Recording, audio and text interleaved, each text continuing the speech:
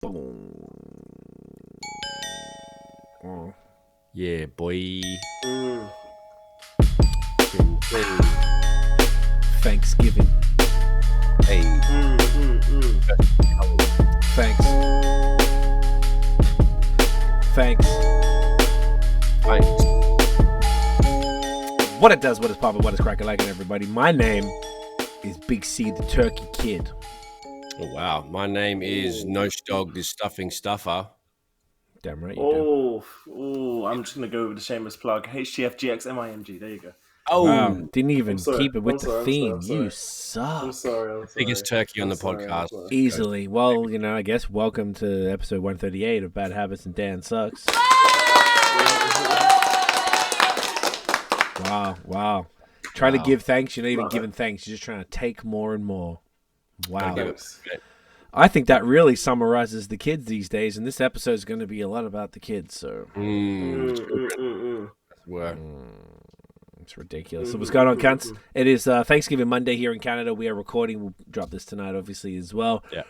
So happy Thanksgiving to all the Canadian motherfuckers. I don't know. I guess none of us are from here. So what's the you know, like everyone cancels stuff. Is Thanksgiving? Are people mad at Thanksgiving? I'm not sure. I haven't really seen anything. I think so. I think so. I don't really see much, but I think it's just one of those things as well. Like it's problematic, historically problematic.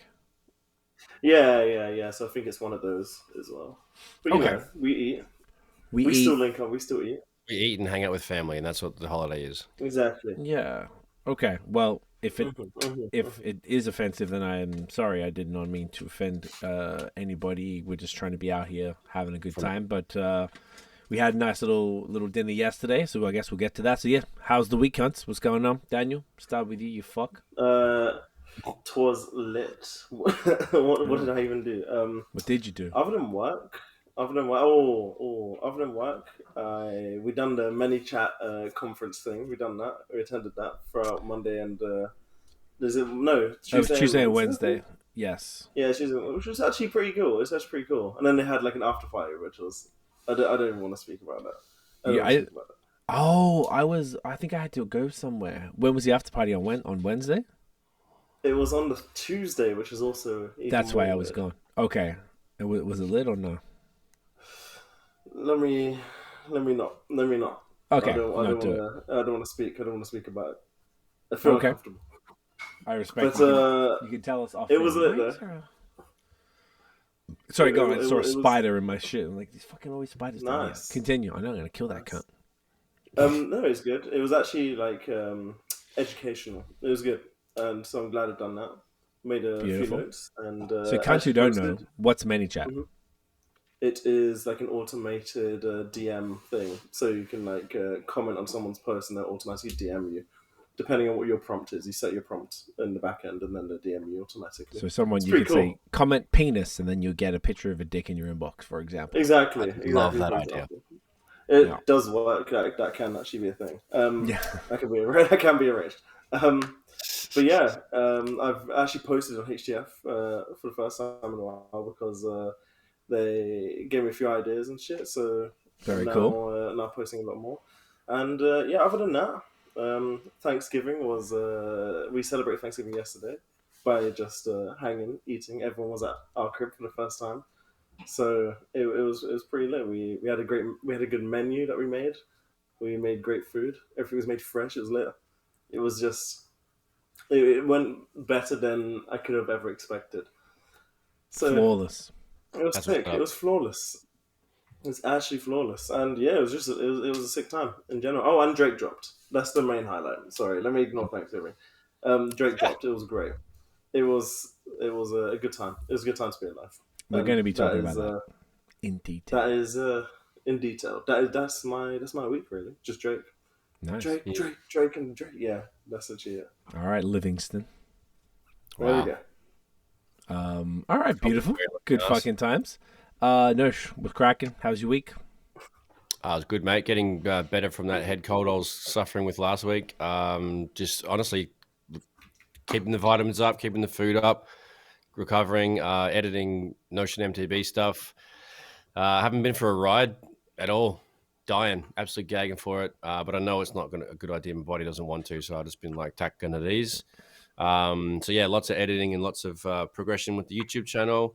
Nice. Side note, mountain bike news: the last World Cup race for the season was yesterday in Mont Saint Anne in Quebec, and it was the wrap up of the whole series. And yeah, it's unbelievable. It was such a long track, such a crazy thing to watch. Should have gone. Fucking epic, dude! Epic race thing. So, can you just go like to watch? I could go to watch. Yeah, you can. Is it not ticketed or? There's definitely tickets involved, but I just don't know. I never looked into it because I've never been close to go to a race because they're all in fucking Europe or Whistler. They don't really come to this side, so Quebec's a new addition. But yeah, it looked wild as fuck. It was really fucking cool to watch. So, yeah, it was a mountain bike week. I honestly, that'd be a good vlog because then you could just vlog that. Yeah, if you do it next year, rent a car. Mont Saint Anne is I think it's up near Tremblant way, which is like an hour and a half north of Montreal, so it's fuck all. 6-7 hours to drive there. I can do that. Yeah, straight up. Beaupré. Yeah, I'm just double checking to make sure I'm accurate to not bullshit you and tell you it's closer than it is. But yeah, I'll 100% aim to do that next year because like I can just. No, it's way further. It's further. Okay. Yeah, it's past Quebec City, but Quebec City is 3 hours east of Montreal, like 2 hours and 45 minutes actually. So maybe like half a day to get there, like 10 hours or something, maybe. If you went from Toronto to Montreal, is probably like 4.5. So you're probably talking like 8. Okay. Well, it says you can do directly to without going through Montreal. You can get there in 5.5 hours. I'm actually doing the driving check thing now as well. Yeah. Well, the driving thing says 8 hours 13 minutes. Fantastic. From literally Notion's address, like the exact address. Oh, love it. What's the 5-hour thing, Dan? That's from my house to Mont Saint Anne. What do you? This is Google. It's just Google. That doesn't make any sense because technically Notion's further east than you, so he would be quicker. Yeah, I know. So this says 588 kilometers, and it's just 5.5 hours. What the fuck? That's it. Yeah, I don't know why. Actually, wait. Yeah, no, I don't know why. Are you sure? Is it the? Is there a different Mont Saint Anne? Can't be. It's the same one. Is that past Quebec City? It's It's all right, boys. We don't have to figure it out right now. No, we're planning your trip next year, dickhead. All right, sit down and shut up. Right now. Okay, where is it? No, this is Mont Saint Anne. This is past Laval, past it's before Tremblant. Oh no, that's a different place. That's why. Oh. My bad. Ignore me. So that's what I mean. There is no, but I might have the wrong one then. You definitely have the wrong one. All the more reason to skip what we're talking about. No, Notion. Jesus Christ, mountain bike fucking thing. Now we need to know. You fucking. Is it called UCI Mountain Bike World Series? Yes. Yeah. Okay, so then they might even have a thing. You're fucking hilarious. I just want to know because then. Easy. Let's go. Let's watch him work. Let's go. Look, guys, we have to find out which one it is, right? So then, give me some fucking addresses, you dildos. It just says MSA, they call it. But then, how do I know which one it is? Because if Danby found, that's the one I was thinking of too. Dan, it was up that way. Oh, you know what? Now I'm already over it. It's too hard to figure out. I'm over it now. Well, either way, it's either going to be 5.5 or it's going to be like 8. So I'm expecting it to be 8. So that's all good. Yeah, I'm going to fucking hire a car and bring some cunts, and then we'll just split the whip. That'll be delicious. That's how you do it. You rent cars and hire people in Canada, just so you know. Oh my goodness, mate! Yeah, we'll do that, and I'll get the boys on, and then we'll just get an Airbnb and tuck it easy. That'd be fun as fuck. Honestly, just to go see it. That'd be a cool vlog. Fucking see cunts. Go to the pits. There's like things everywhere. So yeah, that was really exciting because I watched every single race this year. Last year I missed a couple, but yeah, fuck, it was awesome. Good for you, cunt. Lots of good cunts. Lots of tragedies, lots of triumphs. It's a really interesting sport, man. It's like fucking anything can happen. It's like you can't even bet on it. I wouldn't feel safe to bet on it at all. I like that. It's risky. Which is kind of Anyway, throw down on it. All right, good shit. Throw down on, bud. Anything else? Are you good? Thanksgiving was lit. Fucking delicious. I'm still thinking about how good the food was. I'm super grateful I got fucking leftovers to eat after this potty, and that's it. Thank you for being a gracious host, Mr. Daniel. You're welcome. Daniel came through. Anytime. Every year. Well, next year is Notion. Yeah, next year Notion. So Next year you're hosting. All And right, then so the year after, we're getting patties and cocoa bread, and we're all just going to take it easy. all right. I'll have that. I'll take I'm that. kidding. I'm kidding. I'm I'll take kidding. that happily. Better be cooking. You better cook for us. You better. I'll try. Yeah, you better cook your best meal. I'm telling you, that's how it goes down. You know. I'll just do sandwiches, like gangster, like gourmet lunch for dinner. I want focaccia. Focaccia sandwiches. Yes, please. I want a thoughtful menu. I want I want a menu designed. Yeah. By myself. I mean, you know, you got a year, get yourself a missus, and figure it out. Yeah, true. I'm trying. I know you are. I know. I'm. It's probably shouldn't say things like that in this climate because everyone's crazy. Yeah, your anus. Oh, you wouldn't believe that. Oh my god! If we had a section for the fuckery that I have, dude, I have. Should we have like a Tinder story of the week? Should we start a new segment? Yeah, let's do it.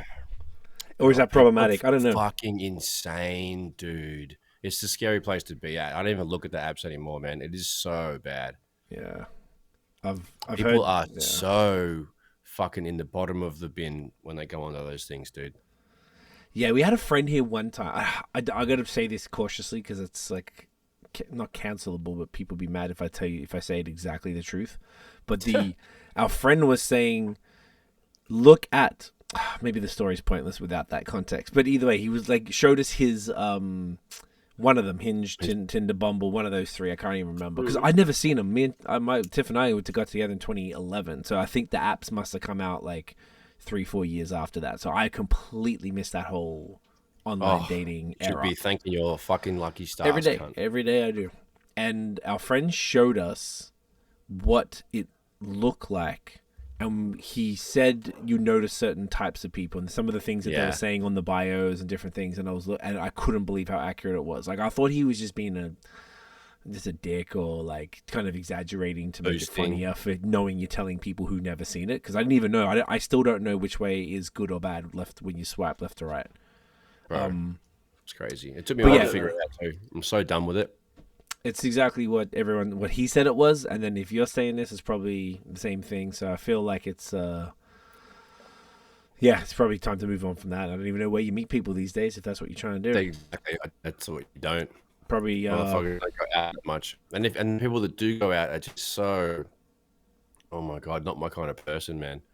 Maybe you got to meet people at because we're trying to tell the friend who showed us his thing, because we're trying to tell him I don't know, go do a yoga class and meet people at somewhere that shares an interest, interest. Yeah, I don't know what else. Yeah, exactly, totally. Anything. Something like that puts you in a small group of people that you know that there's a larger chance. Because if you go to the gym, there's going to be hundreds of people, and every time you go to the gym is different people. That's not my place.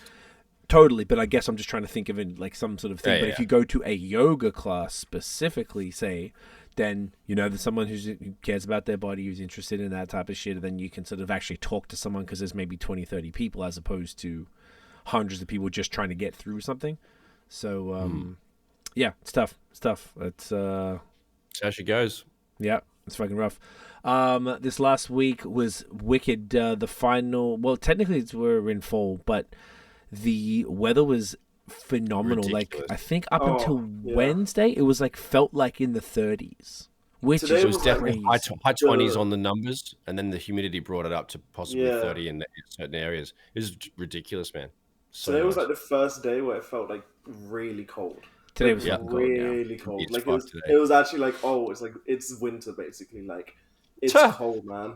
Yeah, it's just because it's a shock coming off that. Yeah. So we've been blessed. So we tried to do as much as possible. Went out to a patio on Wednesday night and tried to get the final time sitting somewhere with sun for the year and shit. So that was cool.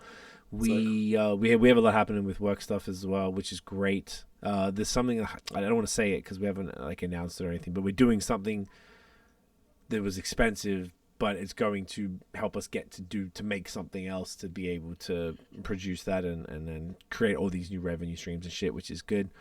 So that is fun. We were supposed to go to Buffalo on Friday. We went to the States. What did I go for? Oh yeah, went to Shake Shack. That was the point, really. Shake Shack and Trader Joe's. That was it. Shake Shack, Trader Joe's. The thing about that, the idea was to go to Buffalo, was to go to kind of Shake Shack, then come back and hang out in Buffalo. But as we're going to Shake Shack, so basically in New York, in Western New York, that's that area.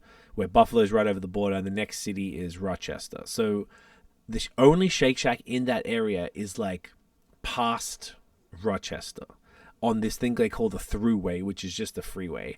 And it's in the equivalent for, you guys will know, but anyone else listening, like they're called en routes in Ontario. They're these little corporate owned thing that have a nice consistent gas station, bathrooms. They, always have the same, over here we usually have Tim Hortons or Popeyes or A&W and a gas and like a little convenience store. In these New York one, it's called like Apple Green, and they have like Popeyes as well. They have Chick-fil-A, and there's one specifically that had Starbucks. There's more Starbucks. They have that too. Wait, you're going to New York all the way there for Starbucks? Wow! Imagine. PSL, like bro. PSL gang. I don't know why I said, because it's green for Shake Shack. So from home, it's like 2.5 hours. For you guys, it'd be 3.5. It's pretty long. So 2.5 hours straight there. And as we were getting there, there was like the fucking traffic going the other way was like standstill, and like I'm talking like a 3-lane, 4-lane freeway. So I was like, that's not good. So we got to Shake Shack, took our sweet ass time, had the food, phenomenal as always.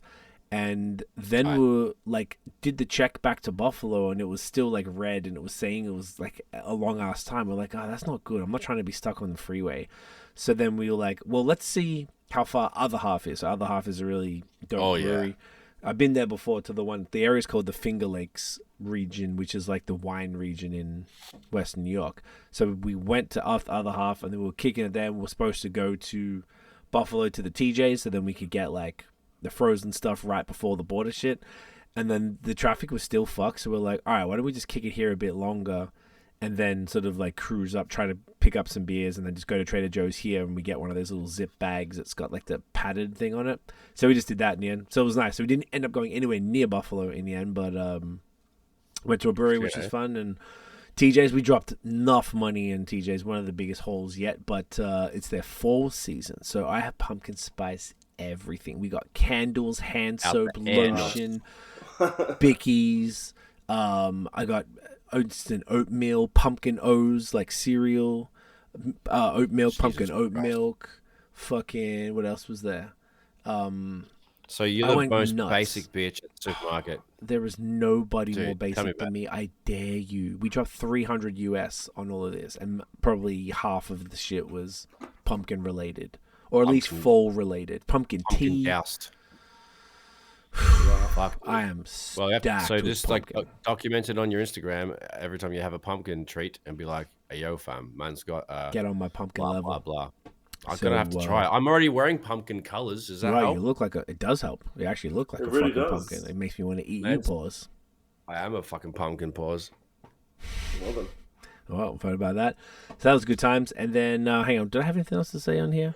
Oh yeah, unfortunately we found out on Saturday, so Barrington, our little, beautiful little pup, had been scratching himself for, I don't know, a little while. And we just thought he had, like, because he eats the grass. There's, like, something to do with, like, you scratch yourself, you eat the grass. Like, I get seasonal allergies, and we thought maybe he was because he makes these little sneeze noises, too. So then we just took him to the vet just to be safe, and basically found out he has fleas, which is fucked up. So he's on this little, it's super treated, just because we don't want to put, dogs are interesting. You have to put them on these poisons. You poison their blood, so if a flea comes in, the flea will automatically die, but that's on the off chance that he gets it. Same with ticks.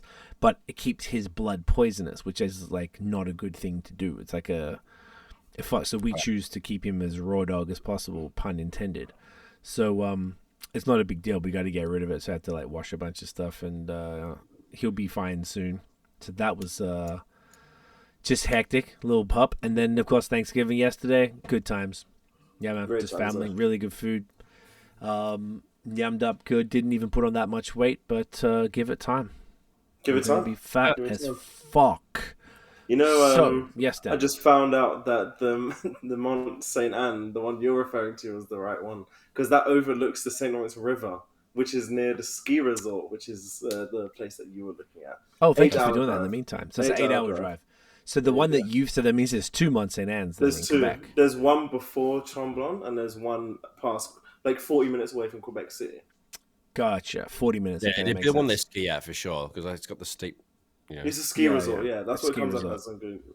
Yeah. Gotcha. Yeah, all the mountain bike places are out. They're all at the ski resorts. Maybe the other one's just called Saint Anne, not Mont Saint Anne. No, it's Mont Saint Anne. It says Mont. It's weird. It's weird. I know what you're talking about because I've been up French, around. it's so I weird. know it's all complicated. Why are they complicated? But it's beautiful. That whole fucking area up near Tremblant, especially. This time of year is the best. It's so busy. The fucking leaf peeping. Oh, the leaf peeping's coming up. Oh, Dude, you should have seen the mountain bike footage. It's fucking ridiculous. I bet it's epic because those places get hit first because they're colder and they just fucking so good. Gorgeous. Oh, Looks fake. Like the drone footage is honestly out of control. So yeah. Yeah, Quebec has some of the best landscapes for that, which is super cool. So I hope you can't get to peep some leaves this season if where you are in the world. Wednesday, mate. The what? The sun is shining on Wednesday, so it's a good leaf peeping day on Wednesday. Oh, that's good to know. That's fucking great to know. I'm gonna go for a ride with my GoPro and just ride through the forest and get all the golden colors, mate. Yeah, we're busy. We're all doing stuff on Wednesday together. Oh yeah, I got that confirmed. It's definitely happening during the day. I got that. I confirmed that now. He wanted us there at 9 a.m. I'm like, no. What? Okay. So I'll probably rock up at like noon or something. Just HS stuff? No, it's a collab. Be a collab. Oh, of course. Yes. So it's all confirmed. Yeah, I'll be there. I guess we're just not saying it here because probably most people don't give a fuck anyway. All right. So the main thing we're going to be talking about this week, because it's been a large topic of discussion on the internets and in our group chat, is of course Drake's new album, which we always, when we ever have a event album like this, I guess, and I guess if there's certain people release an album, it's always an event. Drake is definitely one of those people. So For All the Dogs came out on Friday. It's an interesting conversation, and it's sort of got like, there's a bit of drama online, which kind of made it changed the conversation a little bit there as well. So where do we want to start? Do we want to go through the album and then we could go through like our thoughts on different things? Like, do we think it's worth going through each track? We can do that. I can play like a snippet of each song if we need. If we're not sure, like 2 seconds or something. Yeah. Okay. So Dan, do you want to 3 seconds? Yeah. Okay, that should be fine. Do you want to guide us? Name the song, and then we'll all speak 2 seconds about each track. I think because it was so fresh, I think we should all be able to basically speak to almost everything. Do you want to? The majority, is, yeah. Okay. Do you want to guide us through it then, Dan, from your side? Okay. Guide you how? As in, like, track 1 is called. So no, we all give the opinion. So track 1 is called Virginia Beach. Virginia Beach, yes, and it's not a diss track. No, so my theory was, I was saying to you guys the night before it came out, on the Thursday, I was like, I wonder if the whole album is going to be a diss to Push, because I was like, why would you start an album with a song called Virginia Beach? I'm like, that's kind of like asking for it, but it's definitely not the case. It's actually at first. You have to listen to this album a couple times to really get a feel of it, for sure. The second listen, I felt like I understood it a bit better. The first time you're like questioning everything. What did you guys think of Virginia Beach as the intro? I loved it. I feel it was a sick intro. That's like, it's such an intro track as well. Like, Drake is great with intros, and I think this is just an example of just another cool intro song. Like, it was just sick. It just sounded like the beginning of like this whole like event album kind of thing. Kind of like when Kendrick released his album, his intro was incredible because it's kind of like, like it's finally happening kind of thing. And like it gave me that kind of it gave me that kind of vibe. So I loved it. It was sick. It was singing. It was good. It wasn't too much rap. Yeah, it was a bit of a mix on this one, which was different to his usual intros. Yeah, exactly. Word up. Yeah, I thought it was going to be a banger. As you know, it was rumored, and you thought it was going to be a Pusha diss. So I was expecting like a big, strong beginning, but wasn't. It was a soft singing type joint, and I was like, the beat was okay though. Same hi hats like every other song, and it was just kind of like not what I was expecting, but it wasn't horrible. Yeah, it definitely wasn't what I expected. I was always hoping for like another Tuscan Leather style one with the soul beats and like that rapping Drake where he's just saying shit and it's just fucking dope. Yeah. The second listen, I really liked it though. Like playing it the second time, I was like, okay, I get it now. This is cool. Still wasn't what I expected, but I think it was a good intro for sure. Track 2 then, Amen featuring Tizo Touchdown. Yes. I feel sick. I love Teaser. Teaser is reminding me of what Ty Dolla $ign does. Like he's just singing, and like it's just good singing. I don't know if I'd like his own. Same with Ty Dolla $ign. I don't know if I really like his own solo stuff. Right. But like on a feature, even on like the Travis Scott album, Teaser is great. Like his feature on that Modern Day track was sick, and like he's just like a good like soulful singer, and he's like he looks really kind of reminds of Dennis Rodman with his outfits and stuff. Yeah, He looks very unique. you were showing us some shit. But when you see him, you're like, really, this guy is the guy that's singing. Like you think he's like a rock star almost, but like yeah. But yeah, no, I love this track. It was great. It kind of reminded me of like a Ye track. Off that album? Or just Jesus, any... Yeah, just off Jesus is King, yeah. It kind of reminded me of a track of that. So yeah, I really liked it. It was a great song. Nice. Word up. My notes are meh AF, boring. Yeah, I can see why you said that. Tiff, the first thing she said was this an interlude? Because it didn't sound like a song. It sounded like an interlude. It's very much interlude-y. All of my notes like off the first listen. So these are all just literally my, first impression, which to be fair does change over time, and like I think any good album. That's what I wanted to say. Like disclaimer, this is my first round notes listen. No, it's good. It's good to have that sort of perspective as well, and just so that as well. There's 23 songs in this album, so the shit was off the rip. I was like, it's either going to be sick and you're going to be really looking forward to it, or it's going to feel like work. One of those two. A long time. Yeah. So, all right. Next one is "Calling for You" featuring 21 Savage. This was interesting. I thought it was kind of weird. I didn't like the instrumental that much, and I thought it's like two songs split into one, right? Yes. He does that a lot on this album. Into two. Correct. Yes. And I thought Drake's part was odd. It wasn't bad when I listened to it again. It's like it's cool, but it's not amazing. But then I listened to. Go on. I was gonna say, what did you say to me yesterday? Because you said it, and I agree with you immediately. 21's part was way better than Drake. Yeah. It was just way better. Like it's weird. It's like it was like really good. Like 21's part was like really good, and I was like, whoa. I was like, okay, like it was like way better than Drake's part. So, but that it was great. It was great. His part, it was great. The song as a whole is kind of weird. Like the instrument was kind of weird and everything, but don't hate it. Don't hate it at all. Yeah, no.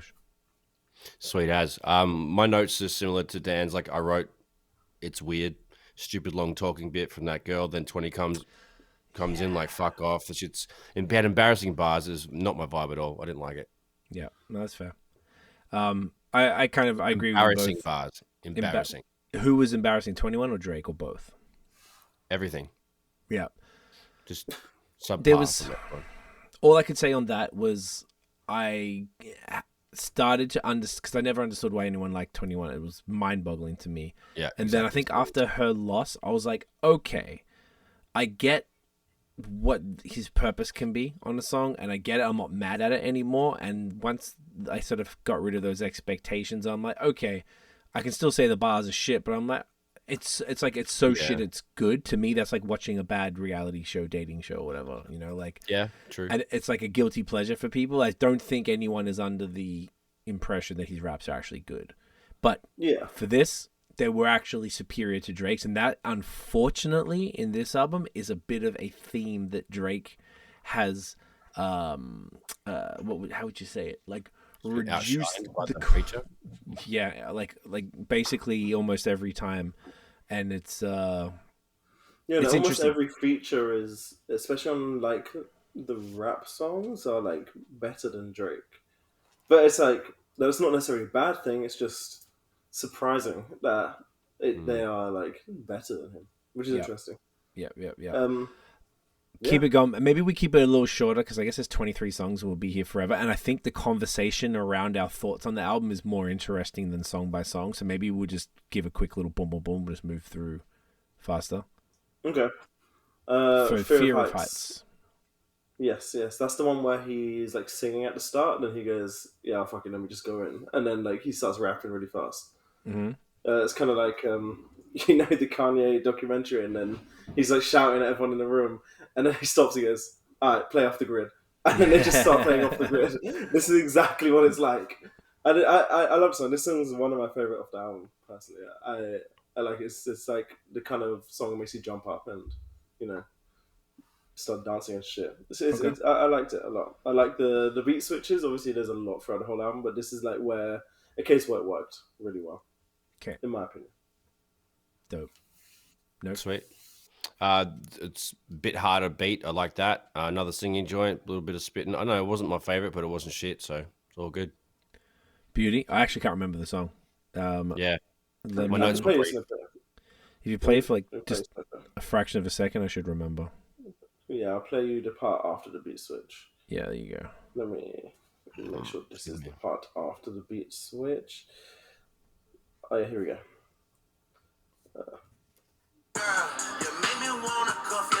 Okay. Yeah.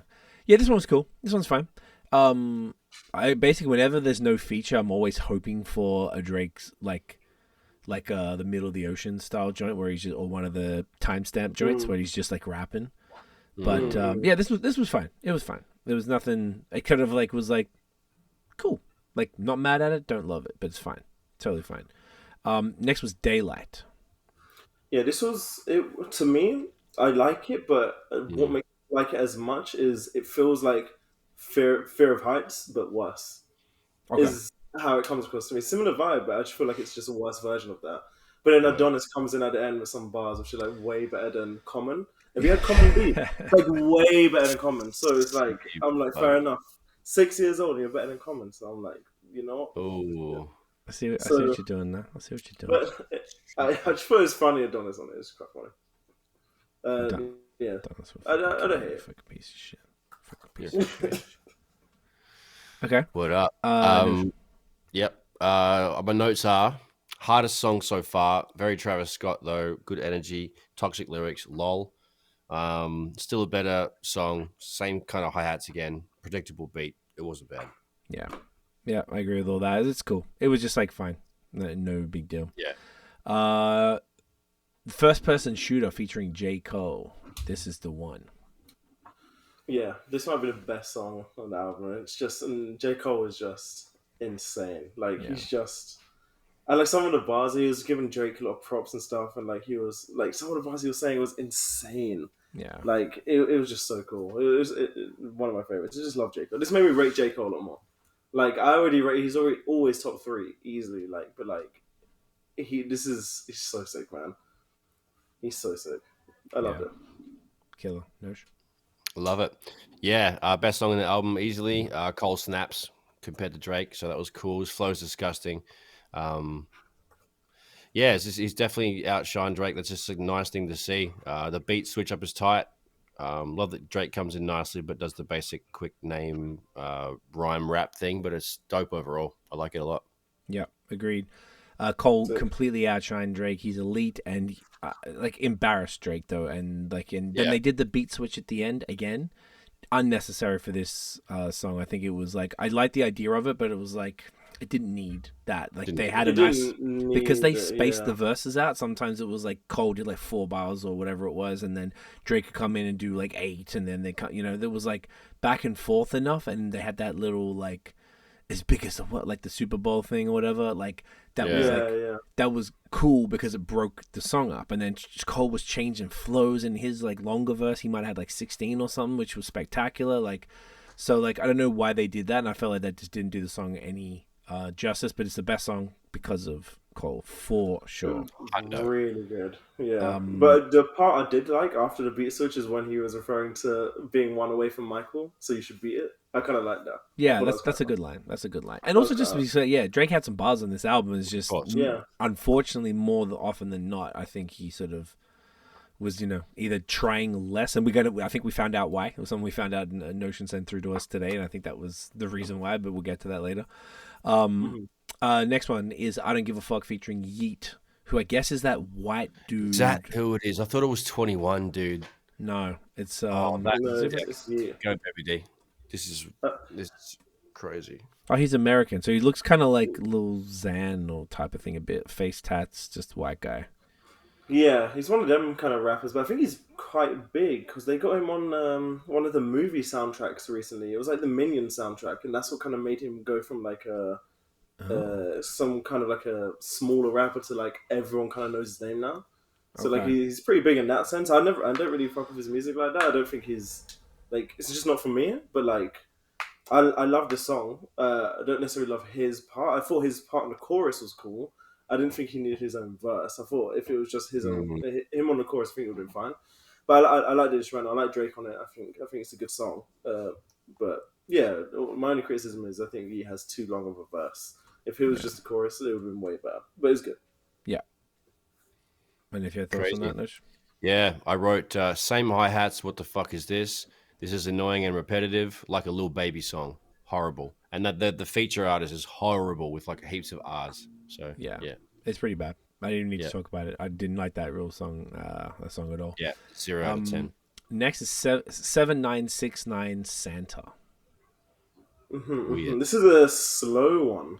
Yeah, this was a weird one. Slow one. Let me play a small snippet so I can just remember it. Of course. Let me just play it here. Here we go. I don't like what you did to your lips. Yeah. Oh, and it has the I don't like sample in the back. I thought Tiff was like playing an Instagram reel throughout because it clashes with the song so much that I thought she was playing something else through the audio. Yeah. Like, I don't hate it, but I agree it's a weird song. It is weird. Yeah. It's definitely not up there with like my favorites, but I'm not pissed at it. I'm not mad at it. So yeah.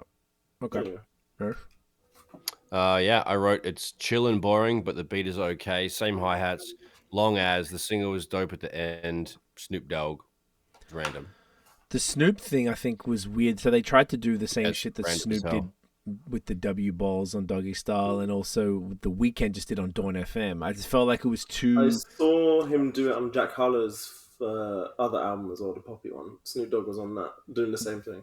Okay, so I don't know where it felt out of place. Like he did it was called BARK Radio, and then it happened again on another song. I can't remember, like another one. It's like 3 times. It was interesting. Yeah, but it wasn't like a consistent. The W Balls thing was pretty consistently on Doggy Style, and also the Dawn FM album. That was the whole theme from The Weeknd, so it was well executed. This just felt like forced. Yeah, it was like.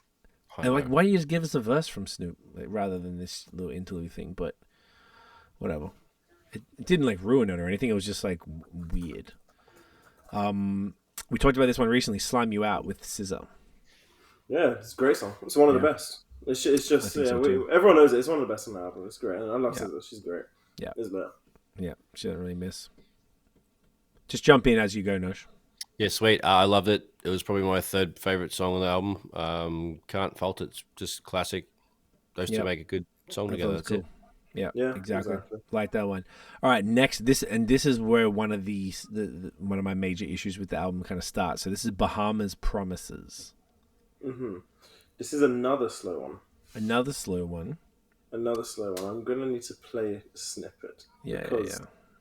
I get confused because there are a lot of slow joints. There are a lot of slow joints. Between like 7969 Santa, this song, Draw Picasso, like they are very similar kind of, not interlude, but like singy songs, and I get confused between all of them. Yeah. So let me see what this one is like. Here we go. My friends say they want me. Oh, okay. I actually do like this song. It's very much. It's just singing Drake. You know, this could have been on. This could have been on Take Care, like kind of vibe. Like it was good. I actually liked it, but not as good as like Slime You Out, for example. But it's a good song. No issues with it for sure. Yeah, pussy old thing. Yeah, another slow singer joint. I kind of thought it was boring. I skipped it after about halfway through. I didn't want to hear it. I thought it wasn't the vibes for this album. I was totally expecting more bangers, but yeah, this one kind of sucked for me. There's definitely that. This with 23 songs. I mean, this album had a lot of filler and things that kind of felt out of place, but I imagine it's, they just stack it up because they know there's going to be streaming just volume, so I get it. The theme, so the slow thing, I don't really have a major problem with it, but when there's too many slow things, I just feel, and because there's droning singing, there's not like vibrato, it just feels like on and on. It's a lot. This topic is something that comes up throughout the whole album, and this will come into one of my biggest criticisms of it as well, is that like this was basically the whole song just about like how he took some girl to the Bahamas and she ruined the trip. and he mentions it on at least 2, maybe 3 other songs. And yeah, I'll get back to that, but just keep that in mind. That was something that was here a lot. Next, Tried Our Best. I actually don't remember this one. Yes, this one I'm going to need to play a little bit as well. So here we go. Let me go here, because I think this is another slow one as well. Here we go.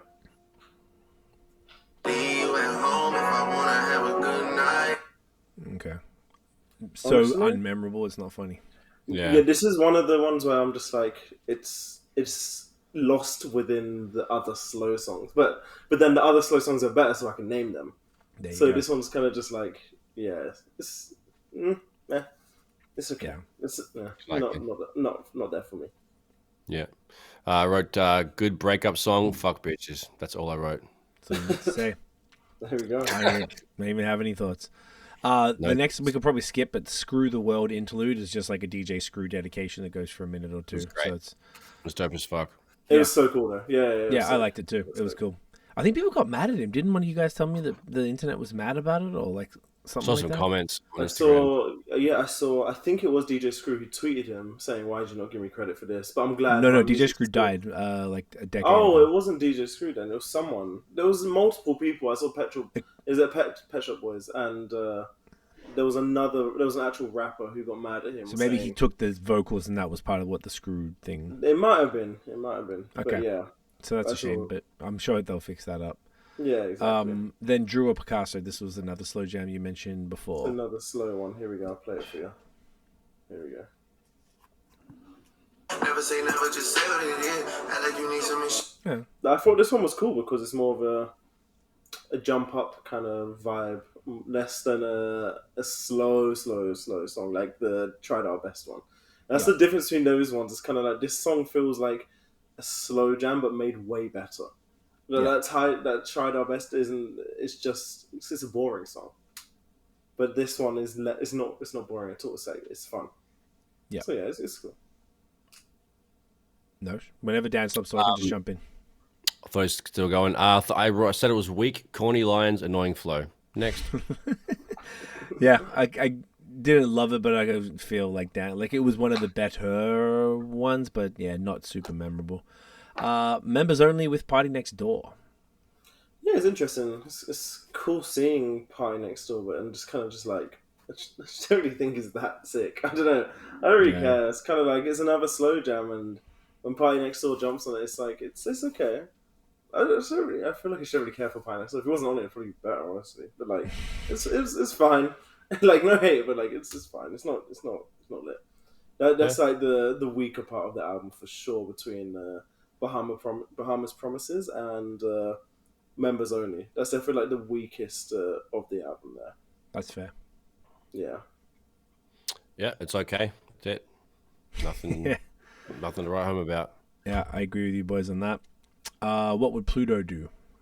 And this is another one. I thought this was a diss as well to Pusha because he has a song called What Would Mace Do? So I thought that maybe that was type of thing there, but probably not. He does. There is one song, but I don't know if it's this song where he says something like whenever he goes Virginia, he feels super comfy. He says that but it's not in the intro. He says it in one of the songs. I know what you're talking about. I'll see if I can find it in the meantime. Yeah, but I really like the song. The only thing I'm mad at is the fact that it's called What Would Pluto Do and Future's not on it. That's my only thing. But like, I think it's a really cool song. I enjoy it a lot. Sick. Boom. Nosh. Not horrible, just average. Yeah, I'll try to see if I can find it. The other thing there. Okay, never mind. Yeah, it was fine. I think it was a little bit more of an up-tempo joint though, so it wasn't as boring because it's just coming out of that like slow portion of the album, I guess. Yeah, it's fine. Not a lot to say. All the parties with Chief Keef. This was a weird one. So yeah, this was weird. I'm so glad to see Chief Keef is like still doing his thing or whatever, and I was glad to see him on like a big project, but. I'm confused. Yeah, when did he become like a country rapper, country singer? Like, what happened there? Like, he's singing like Chris Stapleton. Like, I'm very confused. Was he really? I thought he was just on. I'm gonna. No, he wasn't doing the Chirac, the drill. Like, he was singing. Huh. Like I'm remember gonna try and find it. Wait, if I can. I think he's like he has like 8 bars. Like it was It's super very, short. very, very short, but I need to find it. Let me actually go on Rap Genius, and I'll be able to find out where he What jumps that in, so is. you guys can speak on it. So why are you doing that then? Nosh, what did you think of the joint? all the parties. I wrote not horrible, just average, same as the last one. Yeah. That is a bit of a thing with this album. There's a lot of stuff where it was like, you know, what's that thing? Like Kanye always said, like I made you feel a way about K, but at least you'll feel something. It's better to feel something, whether it's positive or negative, than nothing. And a lot of the songs on this album are exactly that, like sort of meh, just like you just sure, Just don't care. Yeah, it's that. I know. I guess that's going to happen with 23 songs. Here we go. Okay. So this is his verse. Well, I'm gonna play a little bit of it. Yeah, just a sec, just a couple seconds. Okay. Like, So this, unless this is a different this Chief is- Keef, but he's not rapping. Like he's not rapping at didn't all. he always do that, like auto tuning? No. Okay, I didn't Like, listen. He was rapping like the I Don't Like song, the Chief Keef song. Like the Bitches Love Sosa. Like he's rapping on all of that. Isn't the Sosa This one is like a very sing-songy different. song? Isn't it got No. like a big like fucking singing chorus? The hook, yeah, no, the hook is quite singing, Right, but but it's the like verses are rap. nowhere near this. Huh. This is like I I've thought that never was heard normal anything for like him. this. I guess that's how much I know No, about this this is- motherfucker. Like I would compare him to like what's his name, Fabio. Like compare him to Fabio. He's a rap. Huh. Yeah, I didn't know that. and people like Fabio wouldn't exist if it wasn't for Chief Keef. By the way, I guess drill. Yeah, all the drill people. He's like the godfather of that shit. he's like the guess, OG. for better or worse. Yeah. But that was an interesting addition Yeah, to the album. it was interesting, very interesting. Yeah. Not my So favorite then, song. no, definitely not. Then the day before the album came out, he dropped this song, 8 a.m. in Charlotte, which I guess we didn't talk about last week. We were talking about it in the No, we group didn't. chat. So he dropped a But video this with is- this one, yeah. which was interesting. It's cool video. It's so simple, but I liked it. Like it was cool. But I really like the song. It's probably my favorite song on the album. Sick. I just wish he didn't release this one as the single because I feel like it's so good. Like this is the middle of the ocean kind of thing. Survival. The Sandra's Rose. Like this is that kind of song. It's so good. I love it. Sick song. Bars. Yeah.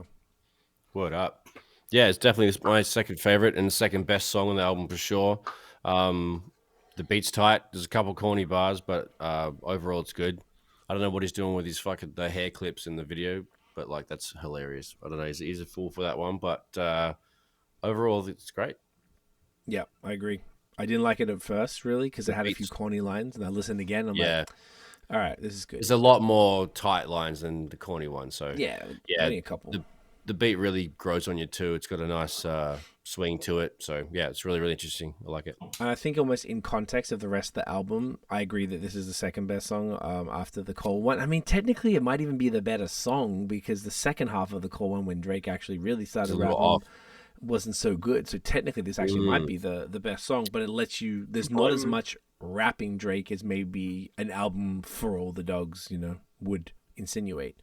So Yeah. it's. I think in hindsight, this song is better than maybe we thought if you put it next to all of the other tracks on here.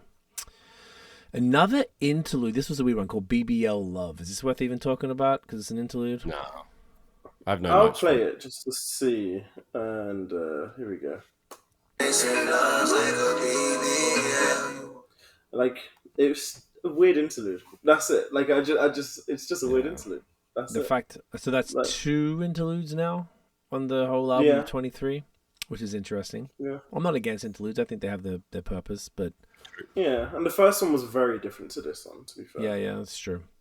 It's nothing like it. Then the next actual track, and this is when it starts to get a little different at the end. It starts to kind of like step up as far as the tempo. This is Gently with Bad Bunny. I loved it. I think Drake rapping in Spanish is hilarious. And when I play it to Mel, she's like, "Oh my god, he's got like the worst Spanish accent." It's like hilarious to hear. Like when she's like, "What the hell is he like trying to say?" kind of thing. Wow. But like, I actually really like it, and I think Bad Bunny's verse is so short, but I love Bad Bunny if he's sick. So I thought it was a great look for him, and it's a great song. I like it. Word, I agree. It definitely is a good look. It's not my favorite, but it's definitely not shit. So I don't know. Like maybe they should make a proper song together and like do it, like They do a did. good They one. done that Mia song. Oh, because Drake Which featured was on it too. yeah. That was a while ago, a few years That was a ago. while back. Yeah. Yeah. Okay. Yeah, this was cool. Okay. Yeah, like I'm not mad at this one. It's not super No. my thing, but it was cool to have the tempo back up. So I think it was almost like the context of all the other slow jams plus a period of like pretty weak tracks made this one stand out a lot more. But Yeah. but at the same token, it felt very out of place because it's reggaeton essentially with the drums and stuff. So it didn't feel like it belonged at all on this project. But then so did a lot of the stuff. Rich Baby Daddy with Sexy Red and Scissor. Yeah, this is just for Sexy Red fans, you know. Like, it's not. This is just a marketing thing, kind of thing to happen to her fans. It's like, this song's not for me. That's where I stand. It's like I don't care that it's there. It's just not for me, you know. Facts, yeah. It's well done, but I'm just not a huge fan of it. Like I understand what they're doing with it, but it's just like no, not for me, dog. Next. Yeah, I couldn't wait to get that Sexy Red to me is who I use as like the barometer for how shit music's got, and she's the bottom of the barrel. Yeah, as far as like the quality and the things that she's saying, and it's like at least like Cardi and Nicki can rap, and like I think Cardi and Nicki can rap well. This chick sounds like she's just saying. And I understand it's like strip club music, right? So she's doing what she's got to do. Yeah. People obviously like her. Like she's pretty and interesting and whatever, right? But there's no difference between, I'm just looking at a Spotify. I didn't realize she had an album out. Yeah, I didn't realize she had like 12 million followers on that. So, I mean, she's doing better than what, but yeah, this song, as in we skip this one. Tiff is like, turn this shit off. I can't stand it. Yeah. Definitely not the vibe. Another one that I don't think is the vibe is Another Late Night with Lil Yachty. Yeah, no. I thought it was alright. It was good. I thought it was pretty good. Let me. I think the song might be okay. I think I'm just being a hater. Yeah, I thought it was a good song. Like and it's the one where he referenced where he said, "I ain't pretty flaco." Oh, that song. Really rocky. Yeah, okay. I think that's a cool song. Like, there's actually a video to that. We were watching that last night. Okay, well. I like it. I thought it was good. And I'm really not mad at Lil Yachty anymore. I think he's at least I'm seeing him grow. He's come around.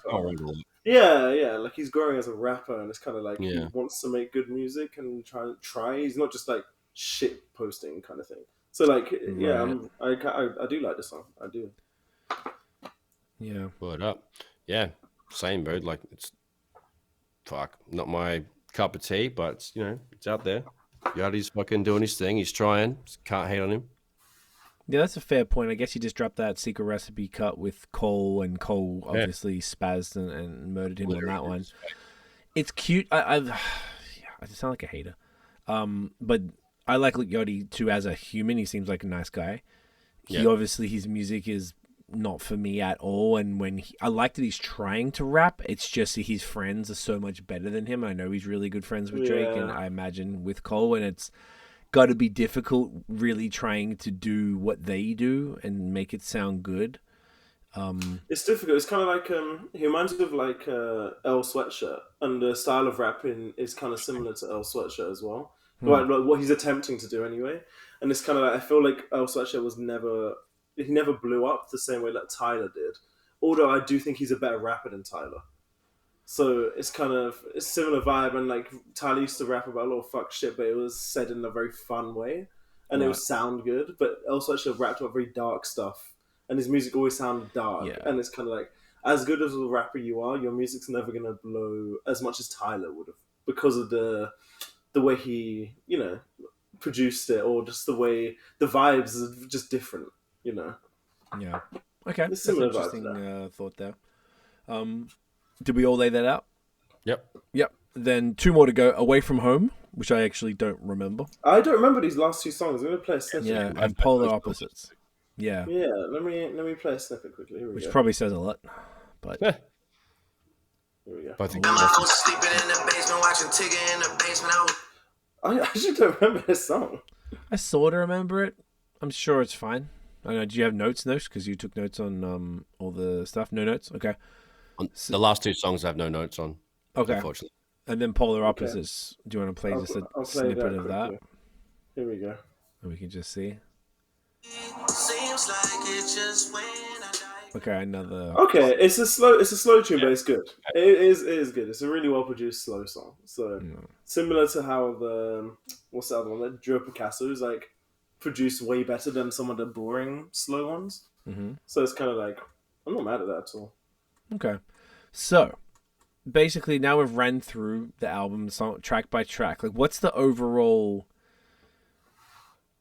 Should I ask that question? Should we all say our overall thoughts on the album, or should we go through the next stuff, which is like someone had a Drake Twitter thread? Maybe we should. All right, give me like each of you guys. We'll just say like our just quick overall thoughts of that album. Out of 10? And you can number it if you like. I don't know if I want to do that just yet, because I feel like maybe it needs a little more time. I've only heard it twice, aside from like actually 3 times if you count listening to it yesterday. But yeah, just like a quick, like, from like Nosh, you had 1 listen down, you probably had 2 or 3 as well, maybe more. What's your sort of current thoughts on it? Currently, I think I think it's not as good as like Views, but I still think it's better than Scorpion, for example. Currently, okay. I think it's still a good. It's a great. I think it's a great album. I really like it. Okay. I do need it to marinate, sit with us for a bit. But some of the hits are like the best songs are amazing, and some of like the more slow ones, like to have the 5 songs. No, it's not really back to back, but like Tried Our Best, and like a lot of the slower songs weren't as good, and that kind of brings it down a little bit. And because there's so many of the slow ones, it's kind of like that's why it's never gonna be the Views level. But I still really like it. I enjoy it a lot. That's a good summary. Nosh, what do you reckon overall from your first listen? I think this is possibly the worst Drake album I've ever heard. There's only 2 good songs that are okay, and even off Scorpion that you referenced just then, Dan. Like I know 3 or 4 songs over that on that one, which absolutely obliterate the songs on this one. It was really disappointing overall. I don't know. So I give it like a 3 out of 10, and I'm like, I know it's a grower, and I will hear it again, but I was still just like, this is just not it, dude. So yeah, I'm not too keen on it. I want to preface this: the Notion and I both got into Drake's music in 2008. Been a big fan because he was basically from that Kanye school of rapping, and he worked with a lot of people that are our goats, like Fonte and stuff like that, and Wayne. So we're coming at this from a place of like, we fuck with Drake. We know he can do better. We know he can do better, and he didn't on this one. I don't think it's a great project, but I think there's going to be a lot of things we're going to talk about shortly. Tiff and I went like deep and talked really about the problem with everything and Drake's sort of the trajectory in general, which I think we could get to that in a sec. But overall, yeah, I think it's pretty mid. The second time I liked it a lot more, or I understood it a lot more and then didn't, because it's so long, 23 songs with a lot of like mid songs on it. Yeah. It's work, and we were driving. It was making me tired and shit. Like it wasn't really the one, and that's okay because you can just pick your favorite songs and run them back. That's no problem. I don't know. I just think someone at the level who's in the conversations that he's in, as far as goats or whatever, like shouldn't be dropping something that mid. And look, not to shit on Drake because Nas has dropped some mid-ass shit, and so has Jay. Basically, no one has a perfect discography, so it's not trying to say it should be perfect, but I feel like Drake should be able to deliver a lot better at the level that he's at. So I wanted to read this Twitter thread from this account that I follow, basically a Kanye account called Did Jesus Drop, and they only talk about this. I'll read this quickly because I thought this was interesting, and this will maybe set the stage for the next part and to go into our theory about it. So he says, all right, guys, I have a theory that I'm calling the Drake elusive album feeling, or DEF for short. And you all need to hear it. Every time Drake drops an album, without fail, we go, damn, this shit is mid. But then the craziest shit happens. We revisit his last record and play it. And we go, that wasn't that bad. Every time. It's like Drake has mastered the art of making you realize his last album wasn't that bad compared to the new one. We think this is because Drake's albums are getting worse. But that's not what's happening. Drake albums have just flatlined since Views. What year was Views, by the way? Is that 2016? 2016. The reason we think they're getting worse is because of forced nostalgia. Let me explain. Drake's a big artist, arguably the biggest rapper in terms of audience.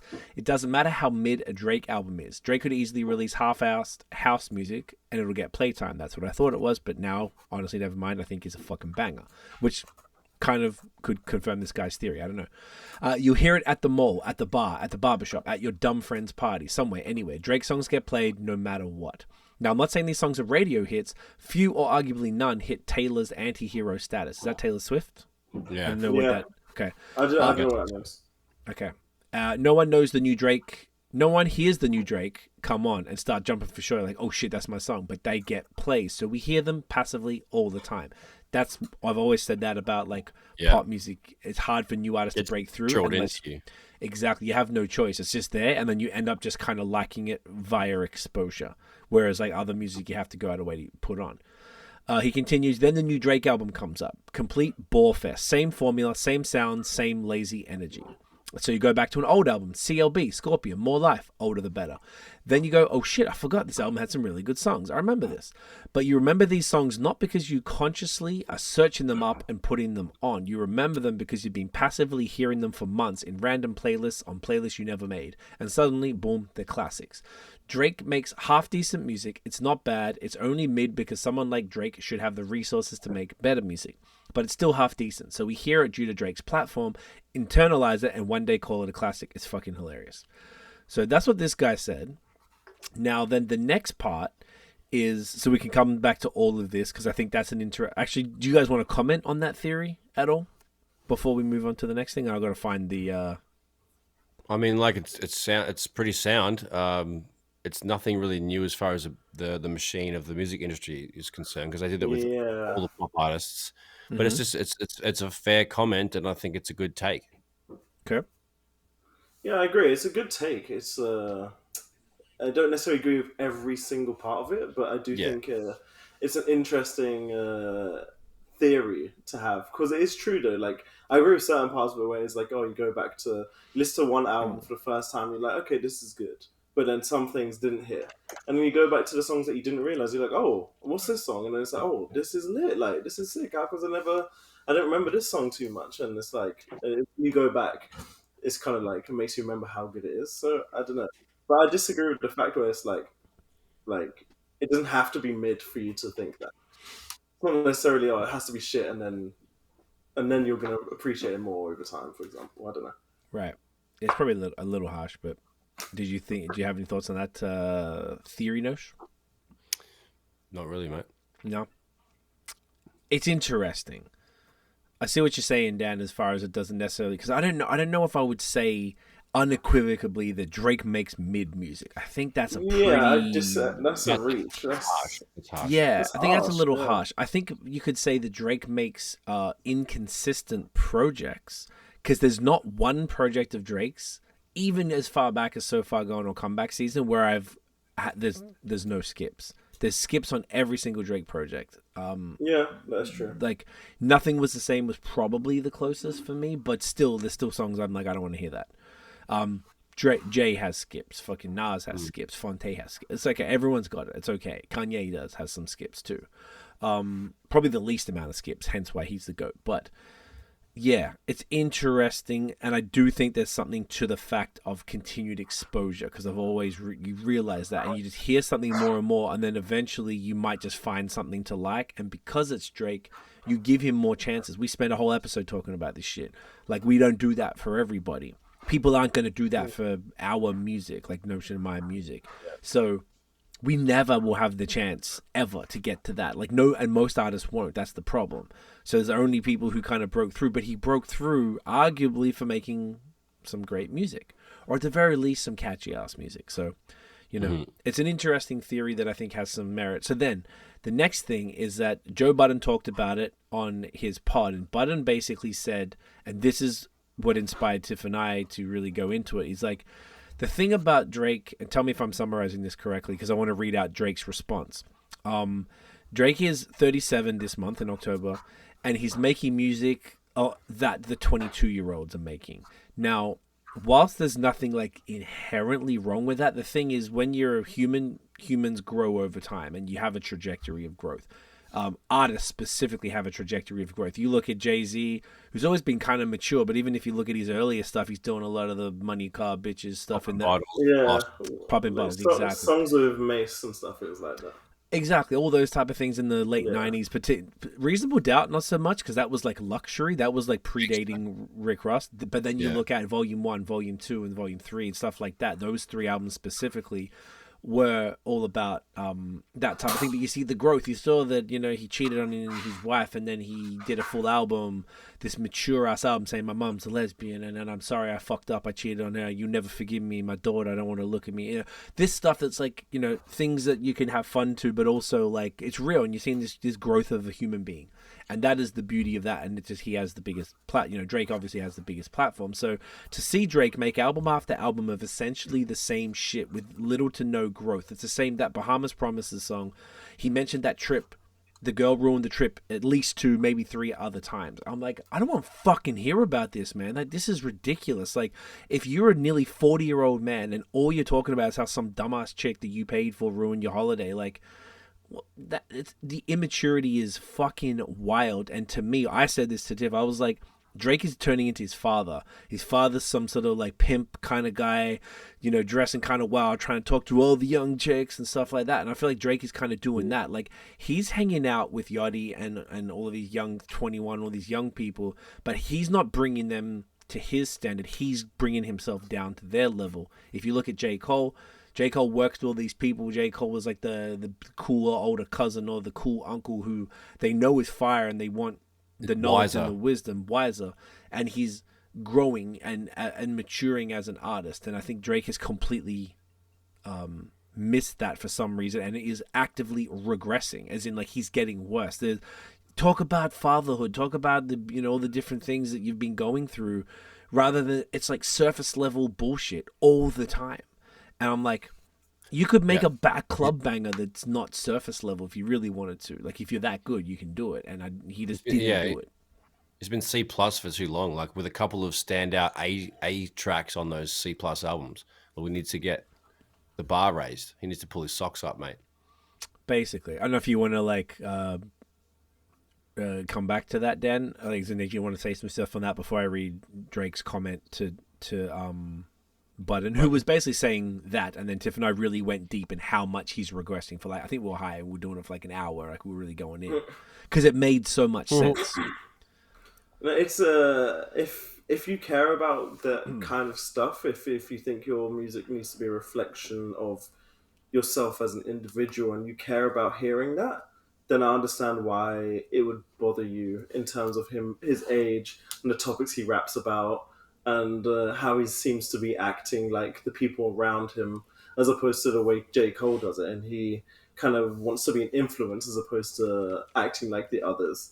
Yep. So I understand why that would be an issue. But for me, the way I see it is if it sounds good, then that's it. Like, I think it's funny that he's like 36 as a father, still rapping about the same shit that Future raps about and stuff. I think it's funny. I just think he's a reflection of the people who he hangs with. That's why his raps sound like that, because he wants to appeal to their audience. He's not trying to do the 2009 Drake kind of thing, or like even the 2015, not 2015, I want to say that 2012 Drake, the early 2010s kind of thing. And I think, in my opinion, I don't really care about it. I think if it sounds good, it's good. It's good to me. If it sounds good in my earphones, it's good to me. Gotcha. It's not gonna make me see him as a worse artist.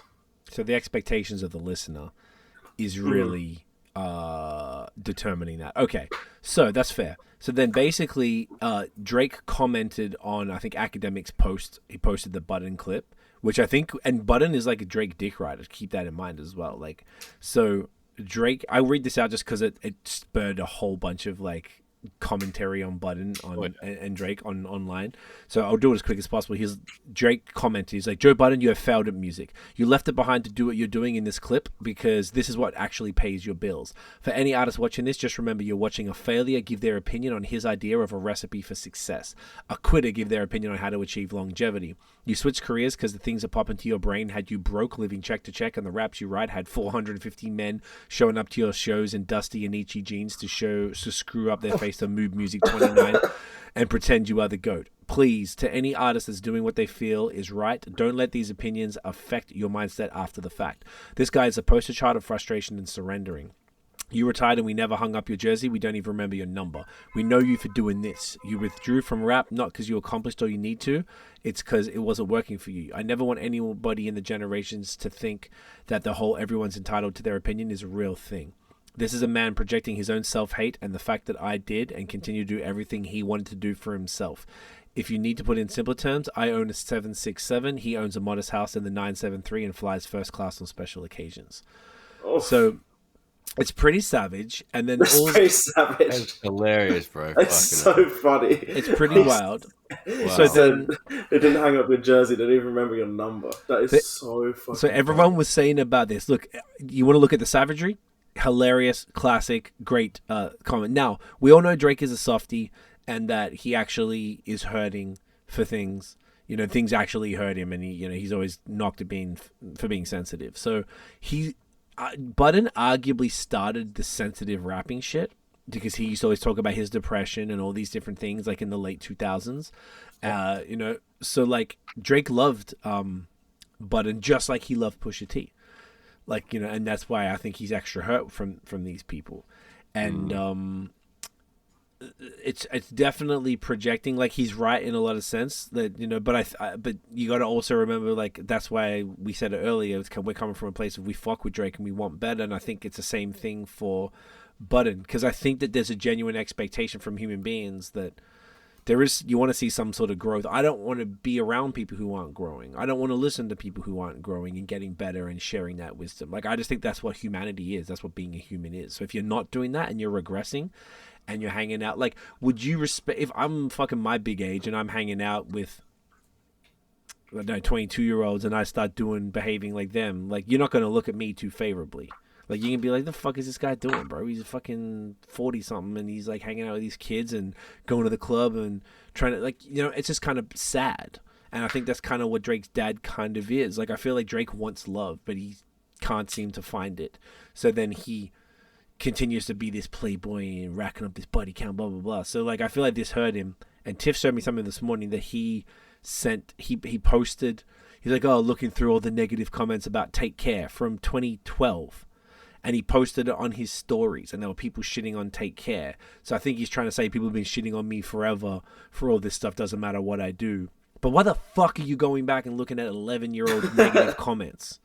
Like, he's hurting from all of this. He hurt. Remember when he did Not Honestly Nevermind? He posted that story. It was like, you guys aren't ready. Y'all aren't ready for this. Like, he cares what everyone says. So it's super interesting to see all of this happen. And then really the context for this project that I think Noshu sent through is that Lil Yachty kind of like executive produced it or worked with. Yeah. And that could explain. It was a large influence on the project in every way. Right. That's, to me, says a lot. Once again, we all said, no, we're not mad. None of us are mad at Yachty, but he's just learning now to try and do, because he's always done like basically auto-tune music. Now he's trying to do rapidy rap shit and keep up with these boys. And then he's trying to guide Drake on stuff. Like, I don't think he's capable of doing that. And then he delivered this like ocean of midness. It's is that a good episode name? Maybe it might be. Ocean of Midness. And I don't know. I feel like it's interesting that this is what the way that Drake took it, like that he really got this upset and let all these people trigger him. So it shows that and for me, Dan, you were saying most of the comments you saw were actually positive about the album, and I saw mostly negative. So maybe it's just who we're following. 80-20. 80-20. I would say that's yeah. So I'm not sure why. I feel like I don't know if this will be like the other ones, because on my head, Views was whack. Weak. Views was weak, and I think it's crazy that you guys think Views is weak, because no, but I went back and looked at it and it's not. But in my head, okay. So Tiff and I were looking through. We were like, I was surprised when you said that to me, because I was like, people say like Views is like easily his best album. Like I've heard so many people say that. Crazy. Like a lot of people say that. So I don't know. Well, yeah, it's you little bitch. Oh, okay, it's playing it like that. I'm just trying to look at his catalog and see, because I remember. So I think CLB is still probably one of the weaker albums, but I bet we listen to it now, it's probably better than we think as well. Like Scorpion even has some joints on it, like Elevate, and I guess had God's Plan on there. 8 out of 10. Mob Ties is a cool joint. Sandra's Rose. Exactly. You know, there's a lot more joints. Nice for What on there's a cool joint. There's a bunch of like really good songs. I More Life I think was fantastic. Views, yeah. When you actually look at looking at it, yeah, it's tight. Western Road flows, because me and Tiff were done. I was saying that to her, and she's like, no. And she was reading all the songs out. I was like, oh, fuck yeah, you're right. Like, this is a good album. So I don't know. I think really all we're going to find out is that over time, how this thing sort of pans out, like how people are going to respond to it. It's going to marinate. Yeah, because I still don't think CLB is that great, but maybe you should go back and listen to it now and see what 2 years or whatever, excuse me, did for it. So compared to this, it might be fucking firebombs. I mean, it's highly plausible. So I mean, compared to this, I think you're fucking 100% right. But then, like, you know, we'll see. This has been a fascinating weekend of conversation about it, though. Like, I didn't expect it to be like this hectic. And it's just like, I think it all really just stems from when you're someone like Drake, the expectations are high. If you're in that conversation of like, you know, the current era is GOAT, and he has been for probably a decade, maybe longer. It comes with the territory, you know. Yeah. You're going to be criticized left, right, and center. Sometimes it's fair. He'll never release a project where he's not going to get super criticized. Like, I think that's true. It's impossible at this point. It's impossible. It's a tough place to be. I don't necessarily envy it. I feel like it'd be the amount of pressure on you all the time to just come up with something. Because often the other thing that Tiff and I were saying is Drake has typically been somewhat of a trend setter with a lot of, you know, there were other people obviously doing the rapping, singing thing, but like he was the one who probably popularizes it to the mainstream the most. Like every album, like even, you know, there's always something that's memeable, like whether it's the cover or like something like Hotline Bling with the little super dance. So many different things. And I found that, you know, this didn't seem to have anything that was taking it to the next level. And it seems like everyone feels like his music is lazy, predictable, pedestrian a little bit, like just not really creative and just kind of phoned in. And, you know, I guess is what happens. You make music whilst you're traveling and touring, which is stressful. So I don't know if that's the best way to be making projects. I feel like you need to be locked in and really working with people. Maybe he didn't work with 40 enough on this one. You know, I don't know how involved 40's been. 40's essentially created his style. So like, I don't know. That's what we were saying. The comparison, it was like Jackman from Jack Harlow, where he came off the real pop album and then came and delivered just 10 songs, 2 minutes each, soul beats, real simple, and it was just back to rapping and, you know, no fanfare. I don't even know if he did a video, like just boom. And I thought that was sick. Like that was a really cool project from him. I always liked Jack Harlow. I didn't like the pop album, but I liked the coming back to be like, yo, I do this, guys. Like, you know, just so you know. So I dig that. Yeah, I find it super interesting. So I guess time will tell how this one goes. So, is there anything else we want to say on the Drake album? We're at like nearly hour 20. I imagine we probably just come back to the tier list. Wrap it up. Yeah, we'll do the tier list next week. Did you want to, like, there was 2 other things that we're going to talk about that were so minimal, it's probably not worth it. Did anyone else have anything else you want to say on it, like a final word? It was lit. 9 out of 10. Are you serious? 9 out of 10. It's hard to give a rating right now. I know, that's I thought it was great. what I felt I enjoyed it a lot. I can't necessarily give a rating, but I really enjoyed it. So. Are you both going to continue to listen to it and see what's I'm going to have to, yeah. I'll probably run it tomorrow while I do laundry in the house. I don't know. Because I'll just... That's a good idea. Laundry in house, because then you're distracted and you're just on in the background and you're not like looking at something else, so it's there, but you're listening to. Yeah. Yeah. Daniel, So maybe my 3 out of 10 will go to a 4. Who knows? But like, who knows? Next week. who knows? We'll give it a shot. But yeah, I'll run it again. I'll let you cunts know next week, mate. Sweet as. Okay, love it. Daniel, are you going to? I'll be listening to it. Yeah, of course. I assumed that. I wanted to ask. I knew you were. Of course. Fuck. Great answer. Look, time will tell. Time will tell. Let's do the thumbnail. What can I grab? There we go. How about a little foamy McFoamstein, huh? How about that? Ooh, new little bonsai. Look at that. Oh, grab him. Oh, beauty. Get him on there. You know what I Get mean? him in you. All right, you fat cunts. You're a fat cunt. Let's go. That's not nice. You called me on first. I did. It was really rude of me, wasn't it? You're a piece of work, I tell you. Okay. We're doing it? Yeah, I'm just trying to get. Are we doing it? Or we just yeah. Got it. Dan, where can everyone find you online? HTFGXMING. I'm actually gonna upload right this second. So I reckon that screenshot was horrible. I think I might have been blinking. Do you want to do it again? Maybe. Okay. At Notion Baby on Instagram, Twitter, and Facebook. At Notion MTB on YouTube and Instagram. Get a dog through ya, and ready? That's it. 3, 2, 1. Boom. Y'all can get me CWFOR on Twitter and Instagram, and CWTMF on fucking Facebook and TikTok. And what's the one? Grindr and Hinge. Oh, there you never go. tried Hinge. Yeah, should give it a try. Get some munge on Hinge. I heard it's the most like in-depth one, and I don't want to fill the forms out. They got all things. Seems like a lot of work. Yeah, I'll probably just like delete them all. Yeah, no, I feel you. Okay. Guys, if you enjoyed the episode, smash the thumbs up, hit subscribe below, hit the notification bell. Ding dong. So you know when the new drops. Follow us everywhere at The Moving Fam, at Bad Habits Pod on Instagram. We're going to drop the episode basically right after this, and we'll see you next week, you sick cunts. Get a dog up, you. Woof. Woofy woof. Oh, don't do that Hitler salute, man. Oh. Wow. Inappropriate. What are you, the Canadian Parliament? You're